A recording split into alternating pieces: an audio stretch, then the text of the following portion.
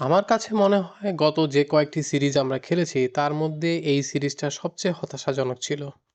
গতকাল না, তার আগের দিন যে ম্যাচটা হয়েছিল, সেদিন আমরা যখন প্রায় 190 রানের মতো তাড়া করে জেতার চেষ্টা করেছিলাম, সেদিন দলের অ্যাটিটিউড আমার ভালো লেগেছিল।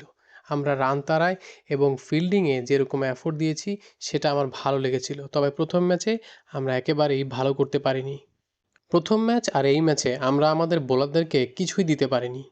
সেই জায়গা থেকে চিন্তা করলে এটা খুবই হতাশাজনক। না, সিরিজ শুরুর আগে দলের প্রতি আমাদের বিশেষ কোনো বার্তা ছিল না। অবশ্যই আমরা রান করতে চেয়েছি, দ্রুত গতিতে রান বের করতে চেয়েছি, তবে বিশেষ কোনো এই সিরিজের জন্য আমাদের দলের প্রতি বার্তা ছিল না।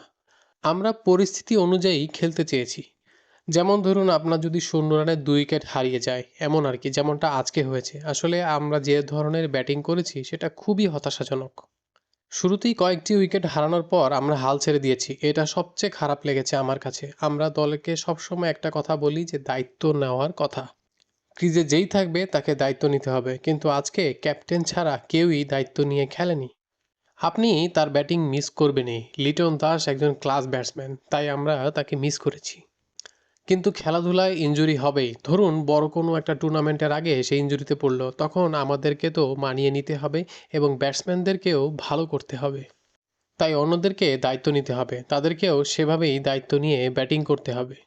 যেমন তৌহিদ, সে দেখিয়ে দিল চাপ তাকে একেবারে ভেঙে ফেলতে পারেনি। আমার কাছে মনে হয় আমি দায়িত্ব নেওয়ার পর থেকে এই ফরম্যাটে আমরা উন্নতি করেছি গত কয়েক বছরে। ব্যাটিংয়ে আমাদের উন্নতি হচ্ছে, আর ছেলেরা সেটা নিয়ে কাজও করছে। আমার মনে হয় না গত কয়েকটা সিরিজে ব্যাটসম্যানরা খুব একটা খারাপ করেছে। এই সিরিজেও কিন্তু দ্বিতীয় ম্যাচটা তারা ভালো করেছে, কিন্তু আজকে একেবারেই তারা ভালো করতে পারেনি। প্রথম ম্যাচে অবশ্য আমরা ভালো করতে পারিনি, তবে দ্বিতীয় ম্যাচে কিন্তু আমরা সমানে সমানে টক্কর দিয়েছি ওসিদের সঙ্গে। তাই মনে হচ্ছে ব্যাটিংয়ে একটা সমস্যা আছে, তবে আমার বিশ্বাস ছেলেরা এটা নিয়ে কাজ করবে এবং তারা উন্নতি করবে। না, সাকলাইনকে আমি খুব একটা দেখিনি আগে। এখন পর্যন্ত তার খেলা আমি যতটুকু দেখেছি তাকে আমার ভালো লেগেছে। তবে এটাও মাথায় রাখতে হবে, সিরিজ শুরুর আগেই আমরা বলেছিলাম আমরা সবাইকে অন্ততপক্ষে 2টি করে ম্যাচ খেলার সুযোগ করে দিতে চাই। তাই আমরা সেই কথা অনুযায়ী খেলানোর কথা চেষ্টা করি। তার সবশেষ ম্যাচটা হয়তো ভালো যায়নি, তার মানে এই না যে তাকে আমরা ছুঁড়ে ফেলে দিব। আমার বিশ্বাস আগামীতে সে ভালো করবে।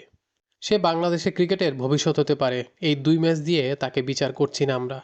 প্রতি সিরিজেই আমরা চেষ্টা করব তাকে কিছু ম্যাচ খেলানোর, আর এভাবেই সে পোক্ত হবে।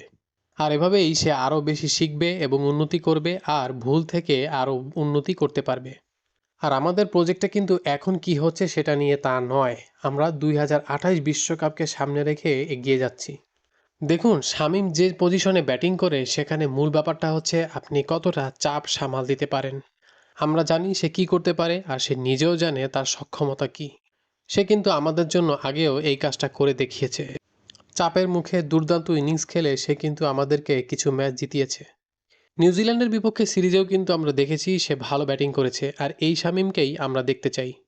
কিন্তু এই ম্যাচের মতো কিছু ম্যাচ থাকবে যেখানে তাকে পরিস্থিতির চাহিদা অনুযায়ী ব্যাটিং করা জানতে হবে। তবে অধিকাংশ সময়ই তাকে ওই 6-7 নম্বরে নেমে দুর্দান্ত ব্যাটিং করতে হবে, দলকে জেতানোর জন্য চেষ্টা করতে হবে এবং দ্রুত গতিতে রান বের করার চেষ্টাটা করে যেতে হবে। তার কাছ থেকে আমাদের প্রত্যাশা এটাই। আমরা চেষ্টা করেছি সবাইকে 2টি করে ম্যাচ খেলানোর জন্য। মুস্তাফিজ প্রথম 2টি ম্যাচ খেলেছে, তাই এই ম্যাচে আমরা তাকে বিশ্রাম দিয়েছি। হৃদয় দায়িত্বটা খুব ভালোভাবেই সামলেছে। সে চেষ্টা করেছে দলকে ভালো অবস্থায় রাখার জন্য এবং জেতানোর জন্য।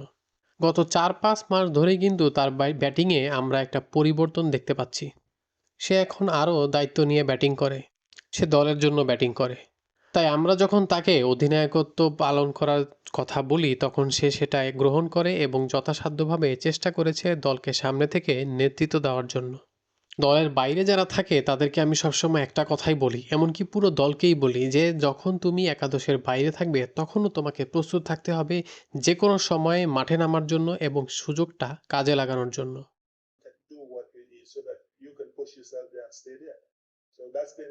আর এটা করতে পারলে আপনি যখনই মাঠে নামবেন দলের জন্য তখনই সেরাটা দিতে পারবেন। দলের সবার প্রতি এটাই আমাদের বার্তা। তাই এটা পুরোপুরি খেলোয়াড়দের উপরই নির্ভর করে যে তারা যখন সুযোগ পাবে সেটা তারা কিভাবে কাজে লাগাবে। সাইফ কি করতে পারে সেটা কিন্তু দ্বিতীয় ম্যাচে এসে দেখিয়ে দিয়েছে। তাকে যদি খেলতে হয় তাহলে দলে এভাবেই খেলতে হবে। আপনি যদি টি-20 ক্রিকেট দেখেন তাহলে দেখবেন এই ধরনের ব্যাটিংটাই ওপেনারদের কাছ থেকে সবগুলো দল চায়।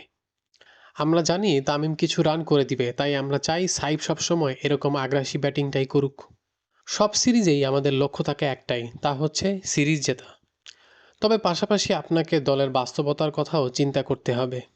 আমরা জানি তাসকিন কি করতে পারে, ফিজ কি করতে পারে, আর নাহিদ রানা খুব বেশি টি-20 ম্যাচ খেলেনি, তাই অনভিজ্ঞতা এখানে একটা ভূমিকা রেখেছে। আর সাকলাইন মাত্রই আন্তর্জাতিক ক্রিকেটে পা রাখলো, তাই তাদের জন্য সিরিজটা একটু কঠিন গেছে।